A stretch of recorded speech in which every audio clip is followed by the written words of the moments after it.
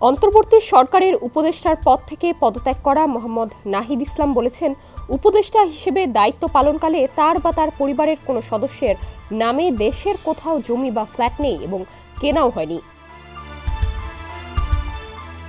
বুধবার নিজের verified Facebook পেজে এসব কথা বলেন নাহিদ ইসলাম। এর আগে মঙ্গলবার রাষ্ট্রীয় অতিথি ভবন যমুনায় গিয়ে প্রধান উপদেষ্টা অধ্যাপক মোহাম্মদ ইউনূসের কাছে পদত্যাগপত্র জমা দেন নাহিদ ইসলাম।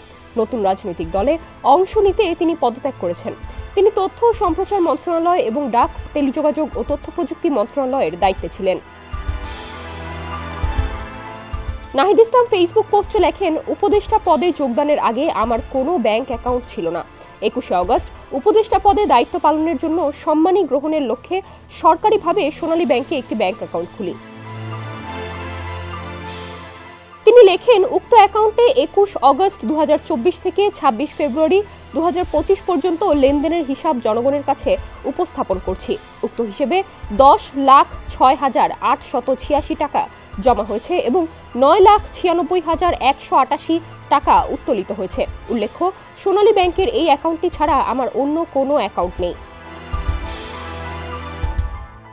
নাহিদ ইসলাম আরও লেখেন, উপদেষ্টা হিসেবে দায়িত্ব পালনকালীন আমার বা আমার পরিবারের কোনো সদস্যের নামে বাংলাদেশের কোথাও জমি বা ফ্ল্যাট নেই বা আমার পরিবার কর্তৃক ক্রয় করা হয়নি।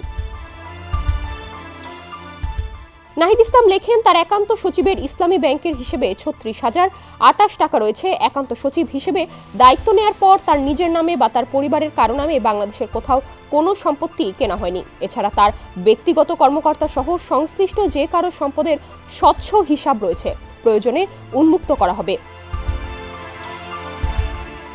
ফেসবুক পোস্টে সোনালী ব্যাংকের হিসাব বিবরণী দিয়ে নাহিদ ইসলাম বলেন, তথ্য অধিকার আইন অনুযায়ী বাংলাদেশের যে কোনো সরকারি দপ্তরে এই তথ্য যাচাইযোগ্য।